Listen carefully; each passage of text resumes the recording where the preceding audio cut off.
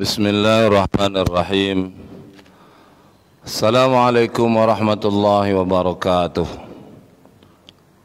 Alhamdulillahi wa syukurillah, salatu ala rasulillah wa ala alihi wa sahbihi wa mawalah, la hawla wa la quwwata illa billah. Allahumma fasalli wa sallim wa barik ala sayyidina Muhammad wa ala alihi wa ashabihi wa ummatihi ila yaumil qiyamah. Subhanaka la ilma lana illa ma 'allamtana innaka antal alimul hakim. Allahumma iftah 'alaina futuhal 'arifina bi hikmatik wa ansur 'alaina rahmatak wa dzakirna ma nasina wa 'allimna ma jahilna ya zal jalali wal ikram. Allahumma arzuqna fahman nabiyyin wa hifzal mursalin wa ilhamal malaikatil muqarrabin birahmatika ya arhamar rahimin, amma ba'd. Bapak Ibu hadirin hadirat yang dimuliakan oleh Allah Subhanahu wa taala, alim ulama, cerdik pandai, tokoh masyarakat, pengurus Masjid Ar-Rahman yang kami hormati, yang besar tak disebut gelar, yang kecil tak dipanggil nama.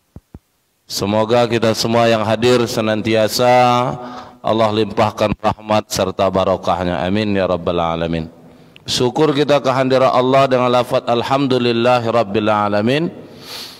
Hingga detik ini Allah masih menitipkan berbagai nikmat kepada kita semua, hingga dengan nikmat-nikmat tersebut kita bisa senantiasa berta'abud kepada Allah, menjalankan perintah-perintahnya Allah dan meninggalkan berbagai larangannya. Mudah-mudahan Allah berikan keistiqomahan kepada kita semua, amin ya rabbal alamin. Bapak Ibu yang berbahagia, beberapa waktu saat ke depan sebelum sholat zuhur kita dirikan, izinkan Al-Fakir melanjutkan kajian kita seputar masalah muamalah.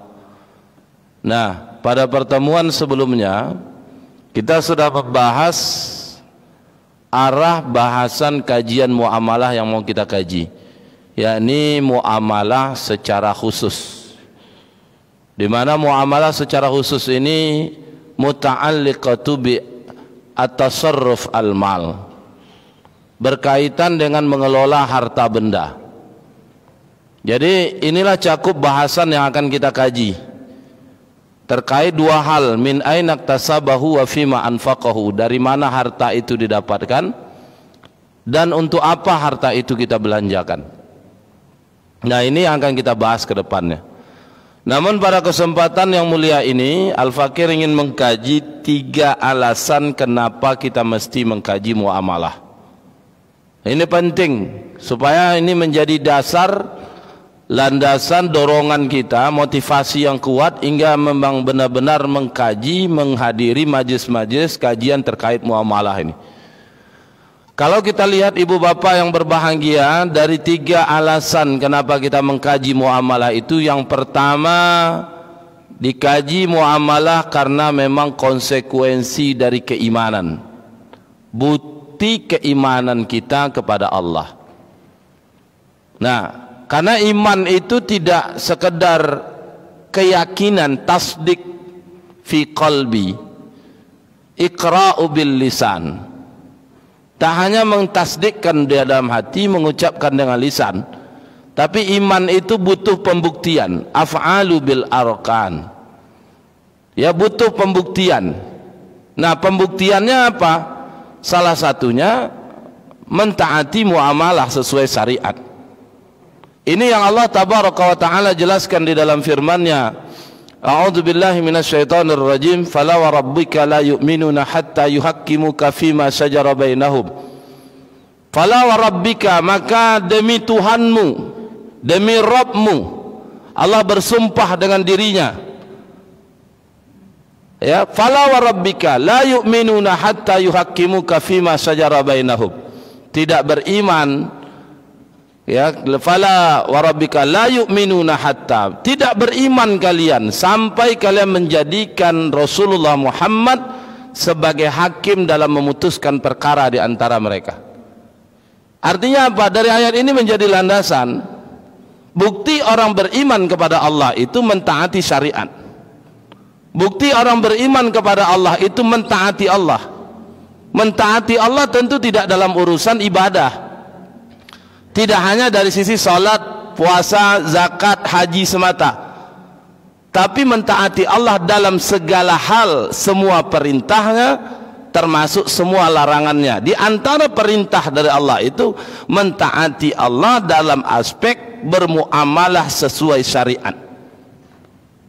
Bahkan kalau kita mengutip apa yang dikatakan oleh Syekh Al-Hasan Al-Basri, apalagi masih kita ini dalam suasana momentum Syawal, ya, di bulan Syawal. Kata Syekh Hasan Basri, kullu yaumin la yu'sallaha fihi fahuwa aidun. Setiap hari yang dilalui seorang mukmin yang tidak dia bermaksiat dengan Allah, maka dia sedang berhari raya. Nah, maka jangan sempat ketika Allah ditaati dalam urusan ibadah, muamalah tidak taat Allah. Jangan sempat dalam urusan ibadah, salat, zakat, kita menyembah Allah, tapi dalam urusan bermuamalah kita bermaksiat kepada Allah Subhanahu wa taala. Karena ketaatan itu mesti totalitas, ketaatan itu mesti sempurna, tidak boleh sepotong-sepotong. Sama halnya dengan wudu misalkan, perintah wudu itu mesti sempurna. Faghsilu wujuhakum wa aydiyakum ilal marafiq, dan seterusnya. Ketika wa aydiyakum, kita cuci tangan, kita suram tangan, ilal marafiq, harusnya sampai ke siku, ternyata ujung siku tidak basah, maka uduk kita tidak sempurna. Itu dalam aspek ibadah. Tapi begitu pula dalam ketaatan yang lainnya. Allah ditaati dalam urusan ibadah, Allah pun ditaati dalam urusan selain ibadah, termasuk muamalah. Maka dari itu, ini alasan pertama Bapak Ibu saudaraku yang berbahagia, kenapa kita mengkaji muamalah ini, karena konsekuensi keimanan. Apalagi bicara muamalah ini kan bicara af'al, perbuatan. Seorang mukmin perbuatannya tidak ada bebas hukum, melainkan semua terikat kepada hukum syarak. Seperti yang diungkapkan oleh para ulama dalam kaidahnya al-aslu fil af'alil insan, hukum asal perbuatan manusia at-taqayyudu bil hukmi syar'i, terikat kepada hukum syarak, sehingga tidak ada perbuatan kita yang bebas dari 5 hukum, wajib, sunnah, mubah, makruh, haram. Semua perbuatan kita ada hukumnya, termasuk muamalah. Yang kita pahami muamalah itu asal kata amila yu'amilu muamalatan, saling bertindak, saling berbuat, saling melakukan. Kata kerja, perbuatan kita itu mesti ada hukumnya, mesti kita tahu. Apalagi seorang mukmin jangan sempat melakukan suatu muamalah sebelum memahami hukumnya. Nah, oleh karena itu, ini alasan pertama kenapa kita mengkaji muamalah, karena konsekuensi keimanan.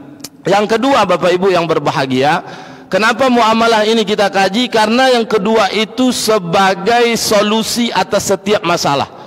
Seperti Allah jelaskan di dalam Al-Quran surah ke-16 ayat ke-89, wa nazzalna 'alaikal kitaba tibyanan likulli syai'. Kami turunkan Al-Quran itu sebagai tibyan, sebagai solusi likulli syai', untuk semua persoalan, untuk semua masalah. Sehingga para ulama merumuskan ada sebuah kaidah, asy-syari'atu hiya mu'alijatul limusyakilil insan. Syariat yang Allah turunkan itu sebagai mu'alijah, sebagai solusi limusyakilil insan, untuk setiap masalah manusia, apapun persoalan manusia, termasuk dalam persoalan muamalah. Hari ini kita melihat Ibu Bapak, betapa banyak problem muamalah yang terjadi di tengah kehidupan kita. Bahkan seorang mukmin dia mentauhidkan Allah, namun di sisi lain dia masih bergelimang dalam hal ribawi. Seorang mukmin dia beriman kepada Allah, namun di sisi lain dia melakukan transaksi-transaksi yang dimurkai oleh Allah Subhanahu wa taala. Kenapa bisa demikian? Karena muamalah ini jarang dan bahkan nyaris tak mau dikaji oleh orang.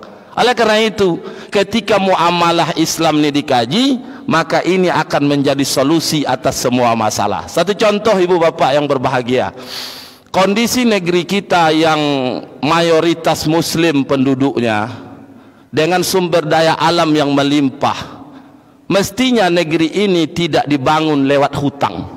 Kalaupun dibangun lewat hutang, hutang yang tak melanggar ketentuan syariat. Tapi apa yang terjadi? Ya, ketika anggaran APBN mengalami defisit, maka solusi dari defisit itu hutang. Yang jadi persoalan bukan hutangnya, hutang yang mensyaratkan ada pelanggaran syariat, di mana dalam hutang itu ada syarat ribawi, di mana di dalam hutang itu ada syarat mesti yang memberi hutang mengelola sumber daya alam negeri ini. Maka kalau ini sudah terjadi, maka ini perlu solusi. Solusinya tidak ada lain, kembali kepada syariat, kembali kepada aturan Allah dalam konteks muamalah. Inilah pentingnya muamalah syar'i itu dikaji, dibahas, sehingga dengan mengkajinya ada dorongan untuk mengamalkannya. Namun ketika tidak dikaji seperti hari ini, hutang syarat dengan ribawi, padahal kalau sudah ada unsur ribawi di dalamnya mengerikan.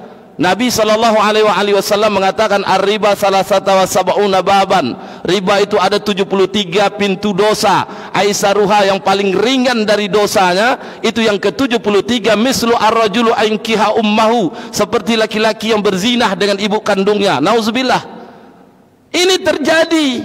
Kenapa? Karena tidak muamalah syar'i islami yang dipakai, sehingga sesuailah dengan apa yang Allah katakan tadi ketika Al-Quran itu diturunkan, tibyanan likulli syai', sebagai solusi atas setiap masalah. Yang terakhir, ibu bapak yang berbahagia, kenapa muamalah Islam ini mesti kita kaji dan terus kita bahas?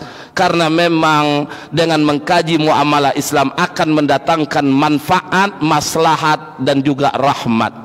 Seperti yang Allah firmankan di dalam Al-Quran, wa ma arsalnaka illa rahmatan lil alamin, tidaklah engkau diutus wahai Muhammad kecuali sebagai rahmat bagi sekalian alam.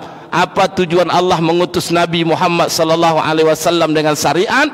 Itu tujuannya menebarkan rahmat bagi alam semesta. Bayangkan ibu bapak yang berbahagia, 40 tahun usia Nabi, itu Nabi kehadirannya memberikan kebaikan bagi keluarga, kaum dan sukunya. Namun setelah di usianya ke-40 diangkat menjadi Rasul, membawa syariat, membawa aturan kehidupan. Apa yang terjadi dengan syariat yang dibawa Nabi itu? Menebarkan rahmat bagi sekalian alam. Sehingga para ulama mengatakan haitsuma yakunu syar'un takunul maslahah, di mana diterapkan syariat di sana pasti ada maslahat. Nah, oleh karena itu di antara maslahat yang akan kita dapatkan, syariat yang akan diamalkan adalah syariat berkaitan dengan muamalah. Kalau muamalah Islam ini diamalkan, pasti ada maslahat. Satu contoh hari ini ibu bapak, kalau ditanya satu-satu di antara kita, siapa di antara kita yang tak berhutang? Hampir di antara kita berhutang semua, karena memang mindset hari ini hidup itu dengan hutang. Karena budaya tidak Islami, konsep kapitalis. Kalau memiliki sesuatu dengan hutang, hutang itu tidak masalah, mubah hukumnya. Tapi ketika fakta hutang hari ini pintu melakukan kemaksiatan kepada Allah, fakta hutang hari ini jalan menuju kemurkaan Allah Subhanahu wa taala. Nah, kembali kalau kita pakai terapkan konsep muamalah yang Islami, maka insyaallah muamalah Islami ini akan memberikan solusi dalam perkara muamalah sehingga mendatangkan maslahat bagi alam semesta. Saya kira demikian, semoga ada hikmah dan manfaatnya. Dengan demikian semoga kita benar-benar bisa terdorong untuk mengkaji muamalah Islam, muamalah yang syar'i. Dengan begitu insya Allah kita akan senantiasa berada dalam ketaatan, tidak hanya aspek ibadah yang kita taati Allah, tapi dalam urusan muamalah seperti yang dikatakan oleh Sayyidina Al-Hasan Al-Basri tadi, kullu yaumin la yu'sallaha fihi fahuwa aidun. Ketika seorang mukmin itu hari-harinya tidak bermaksiat kepada Allah Subhanahu wa taala, maka fahuwa aidun, maka mukmin itu sedang berhari raya. Mudah-mudahan dengan ketaatan dengan Allah secara sempurna bisa hari demi hari kita merayakan hari raya akibat ketaatan kita kepada Allah Subhanahu wa taala. Hadanallahu iyyakum ajmain, barakallahu li wa lakum. Bismillahirrahmanirrahim. Subhanakallahumma bihamdika nashhadu an la ilaha illa anta nastaghfiruka wa natubu ilaik. Walhamdulillahi rabbil alamin. Wabillahi hidayah taufik wallahu muwaffiq ila aqwamit thoriq. Assalamualaikum warahmatullahi wabarakatuh.